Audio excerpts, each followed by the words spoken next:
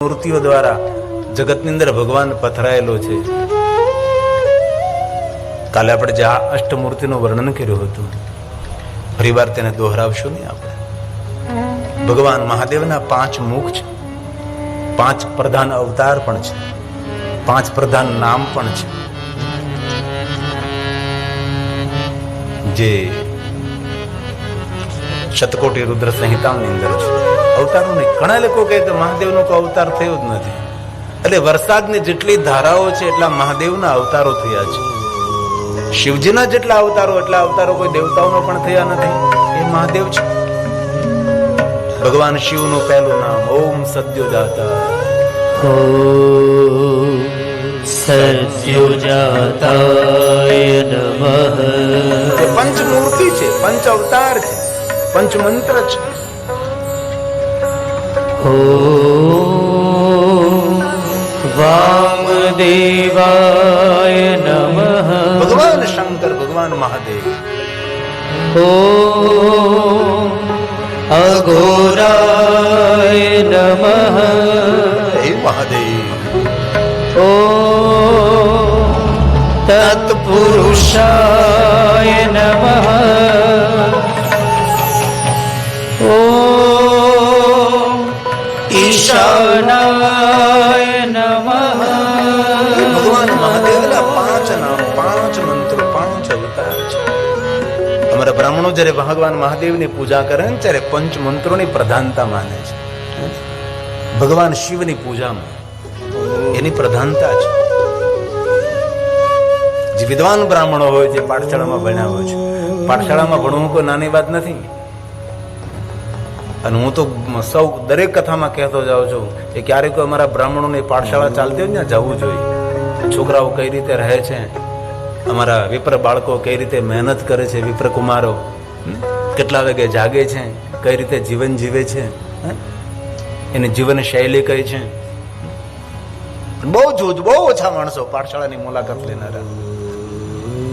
વિદ્વતા કઈ એક દિવસમાં ના આવડે. એ કેટલું મહેનત, કેટલું ભણતા હોય છે. અરે મને ખબર છે, જયારે આપણા બાળકો પાઠશાળામાં ભણવા જાય છે ત્યારે હરિઓમ બોલતા પણ 3 મહિના લાગે તેને. એ જે સાચું ઉચ્ચારણ જે નાભીમાંથી થાય છે, અને આપણે તો સાચું ઉચ્ચારણ પણ કરી શકતા નથી ને. આપણે બધા શબ્દ શુદ્ધિ પણ નથી. એટલું ખાલી બોલવામાં તેને 3 મહિના એક જ શબ્દ બોલાવા કરે છે. બસ અર્થ બોલ બોલ, સાચું બોલ. હરિ ઓમ. એટલું બોલવામાં કેટલા દિવસો આપવા પડે છે. હવે ફક્ત હરિઓમ બોલવામાં જો એટલો સમય આપવો પડતો, જો આ કઠિન મંત્ર, સ્તોત્ર, રુદ્રી પાઠ,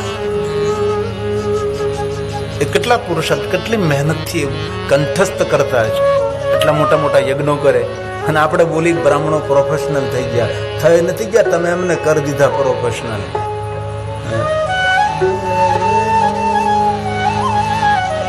હરિ ઓમ સદ્યોજાતં પ્રપદ્યામિ સદ્યોજાતાય વૈ નમો.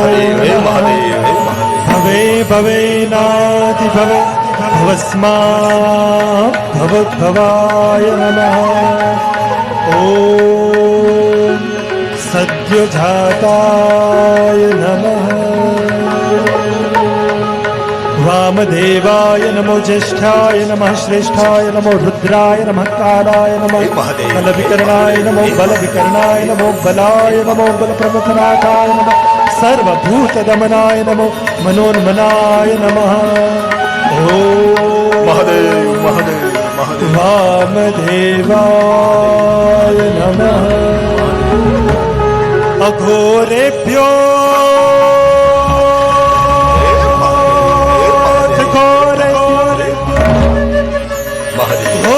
घोरतरेभ्यः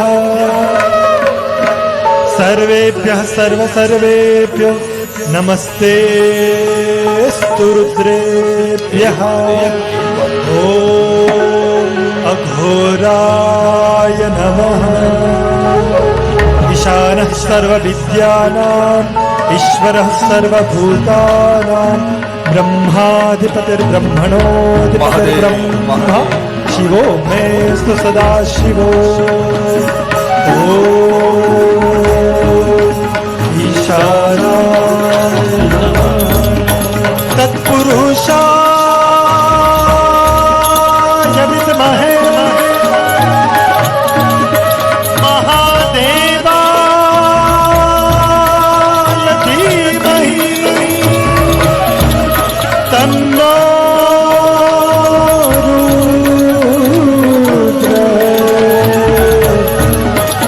પ્રચોદયાत्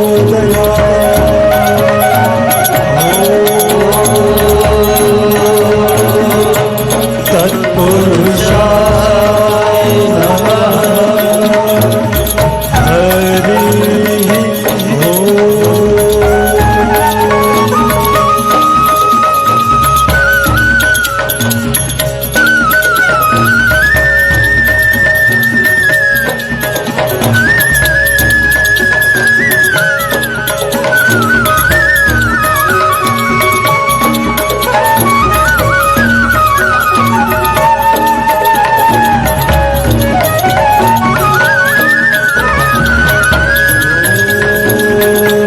હરિ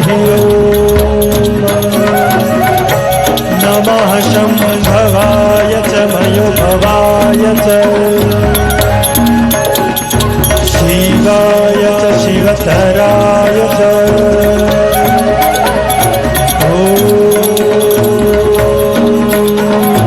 નમસ્તે રુદ્રમન્યવ ઉતોત ઇખવે નમઃ બાહુભ્યામ મુતતે નમઃ જાતે રુદ્ર શિવા તનૂરઘોરા આપકાશિની દયા સંવા શંતમયા ગિરિશંતાભિજાતશી જામિખં ગિરિશંતાસ્તે નિમર્ઘસ્તવે શિવાંગી રુદ્રતા ગુરુવાહિ ગોષી ગુરુખં જગત હરિ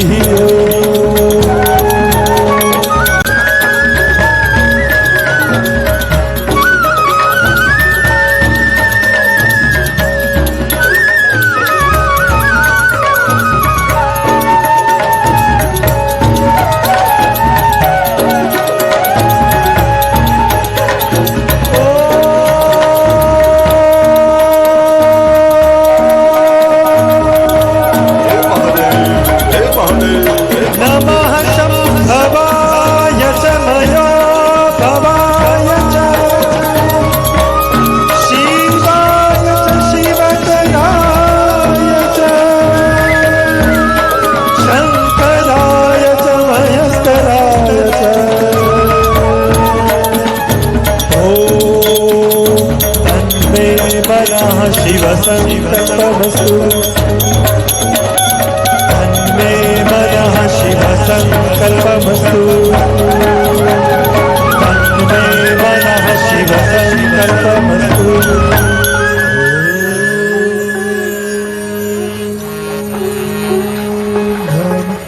શિવ ભસ્માંગરા અંગ પર ભસ્મ લગાવે છે. રૂપ મનોહરા શિવાષ્ટક. હવે અંગ ઉપર ભસ્મ લગાવીને કોઈ બાવાજી બેઠા હોય તો મનને હરનારું રૂપ હોય છે. પણ મહાદેવ માટે એવું કહેવાનું, ભગવાન મહાદેવ તમે તમારા પૂરા અંગ પર ભસ્મ ચોળીને બેઠા હોય તો પણ તમારું રૂપ અમારા મનને હરણ કરનારું રૂપ છે. એટલા ભગવાન મહાદેવ આપ સુંદર છો, આપ સૌમ્ય છો. ભગવાન વનમાં આશ્રિત થાય. વનમાં જે આશ્રય લઈને ઋષિમુનિઓ જે તપ કરે છે તેમના આશ્રય સ્થાન ભગવાન મહાદેવ આપ છો.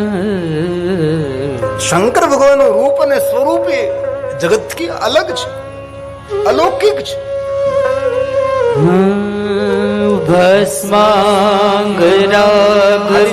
શંકરાચાર્ય મહારાજ શિવ કેવા છે, શિવ કેવા લાગે, ક્યાં રૂપની અંદર કેવા મહાદેવ સુહામણા છે. ધ્યાન દીજે. ભસ્માંગ રાગ કૃત રૂપ મનોહરાય સૌમ્ય વદાત વનમાશ્રિત વાશ્રિતાય. વનમાં જે આશ્રય કરે, કોણ વનમાં આશ્રય કરે? ઋષિમુનિઓ વનમાં રહીને તપસ્યા કરે છે. ઋષિમુનિઓ વન મારીને ભગવાન શિવનું આરાધન કરે તેટલું નહીં, વનવાસીઓ પણ મહાદેવનું આરાધન કરે છે. અનેક વનવાસીઓની કથા છે, ભીલોની કથા છે કે મહાદેવની તેને ભક્તિ કરી છે અને ભગવાન મહાદેવ તેને ખુદ સૌને મળ્યા છે. ભીલેશ્વર મહાદેવ લિંગ સ્વરૂપે ભગવાન મહાદેવ જગ પ્રસિદ્ધ થયા છે. લિંગ રૂપેણ સતમાં અનુગ્રહાય લોકાના એ ભગવાન શિવ છે. વનમાં જે આશ્રય કરે તેના આશ્રય સ્થાન મહાદેવ આપ છો. અંગ પર ભસ્મ લગાવીને તમે બેઠા છો તો તમે સુંદર લાગો છો. મનને હરણ કરનારું મહાદેવ તમારું સુંદર રૂપ છે. હવે આદિ જગદગુરુ શંકરાચાર્ય મહારાજ એના વિરુદ્ધમાં વાત કરે છે. ગૌરી કટાક્ષ. હવે ક્યાં વૈરાગી રૂપ, ત્યાં ભસ્મ લગાવેલું જટાધારી યોગી જેવું રૂપ, એમાં પણ તમે સુંદર લાગો છો. અને જ્યારે તમે પાર્વતીની સામે કટાક્ષ દ્રષ્ટિથી, ત્રાસી નજરથી જ્યારે તમે પાર્વતીને નિહાળો છો ત્યારે પણ તમે સુંદર લાગો છો. ભગવાન શિવનું ચરિત્ર તો તમે જુઓ. વૈરાગ્ય રૂપની અંદર પણ તમે મનોહર સુંદર દેખાવ છો અને પૂર્ણ સંસારિક રૂપની અંદર, યોગની અંદર પણ સુંદર ને ભોગની અંદર પણ સુંદર એ ભગવાન શિવ છે. ગૌરી કટાક્ષ નયનાર્ધ નિરીક્ષણ. ગૌરીને અર્ધબીડિત આંખોથી નિરીક્ષણ કરે છે. નયનાર્ધ ગૌરી કટાક્ષ. હવે આપણે જ વિચારો, કોઈ પુરુષ ત્રાસી નજરથી તેની પત્ની સામે જોતો હોય તો સારું ન દેખાય. ઠીક છે, પણ શંકર ભગવાન માટે એવું કહેવાનું કે ગૌરની સામે તમે અર્ધબીડિત ત્રાસી નજરથી જોવો છો, કટાક્ષ દ્રષ્ટિથી જોવો છો, નિરીક્ષણ કરો છો, ત્યારે પણ તમે સુંદર લાગો છો. આ શિવ છે. શિવ બધી જ રીતે સુંદર છે. અને બહુ હૃદયથી કહું છું, ભગવાન શિવજી ધ્યાનનો દેવતા છે. અને શિવ પરંપરા, સંપૂર્ણ પરંપરા ધ્યાન પરંપરા છે.